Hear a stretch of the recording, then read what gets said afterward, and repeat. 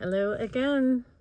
This is getting to be a habit, sitting in my car in the work parking lot because when I drive to work, I think about things and then I want to share them. So today's topic and what I was thinking about on my way to work is what happens to us when we are in some form of abusive relationship. Um, whether it's parental abuse, whether it's spousal abuse, whether it's workplace abuse, or any kind of dynamic that we find ourselves in where we are being lied to, cheated on, put down, gaslit.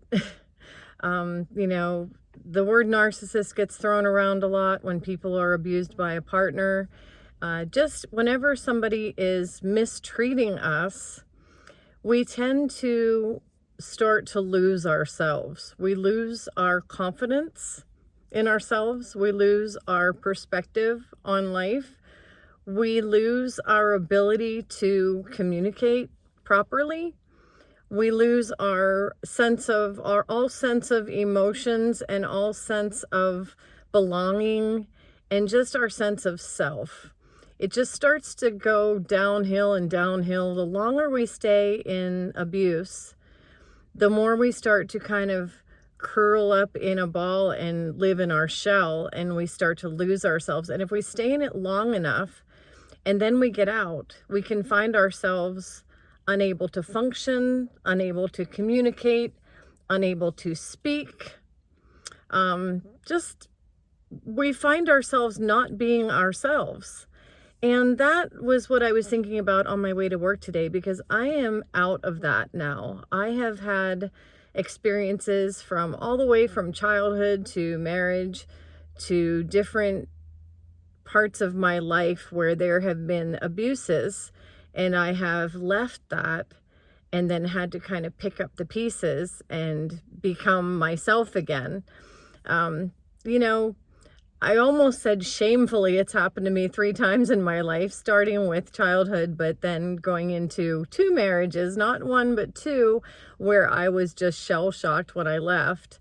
And I decided, I almost said, oh, shamefully, it's been 3 times. But here's the thing. Each time we go through something, we learn something new. And as much as I can say that I didn't enjoy being in abusive circumstances like that, every time I left, I grew in a different way.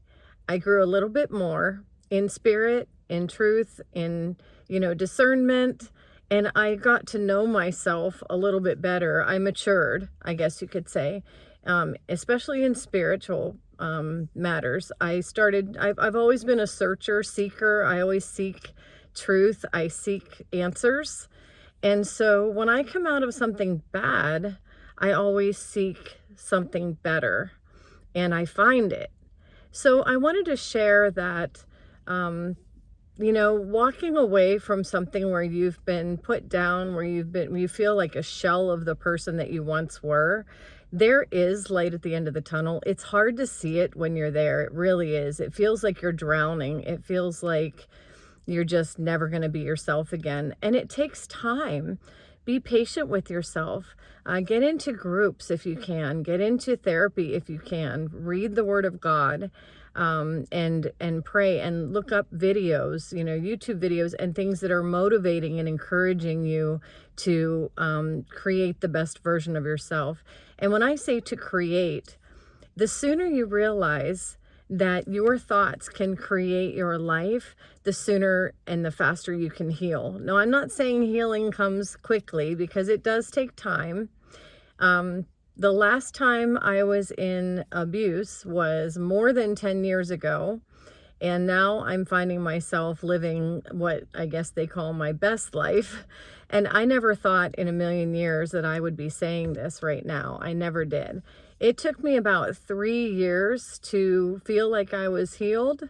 Healing took place within about a year. I started to heal. And then after about 3 years, I felt like, okay, I'm me again. And then I went on this journey for another 6 or 7 years of just, learning more, growing more, becoming more, And I surpassed who I was. I didn't just become the person that I was before the abuse. I've surpassed that.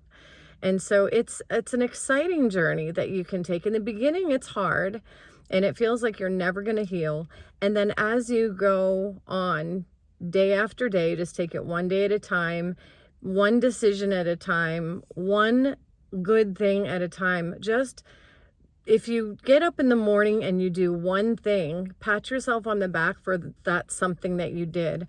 I used to pat myself on the back. If I got up in the morning and took a shower and got myself dressed and ready, that was a bonus. That was a good day because I was able to do something to move forward in my life. So if every day, make a list of things, organize something, clean your house, do something positive for yourself, make some phone calls, maybe look for a job or find a new friend or something in your life that is positive.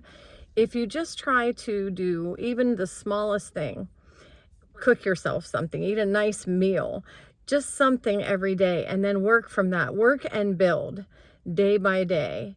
And I promise you, it will get better. It will get better and better and better as you search and seek, as you give yourself pats on the back for the positive things you do. Take all the negative people and the negative thoughts and the negative things and toss them out the door, return to sender. These don't belong to me. And I'm not trying to say positive your life half to death. I'm not saying, oh, just think positive, but bring positive thoughts and positive thoughts about your future and about who you are more into your life. And the more positive things you bring in and negative things you toss out, your life will you'll start to create that positivity, and it will build on, one day after the next until you look back years later and say, wow, that was me years ago and this is me now.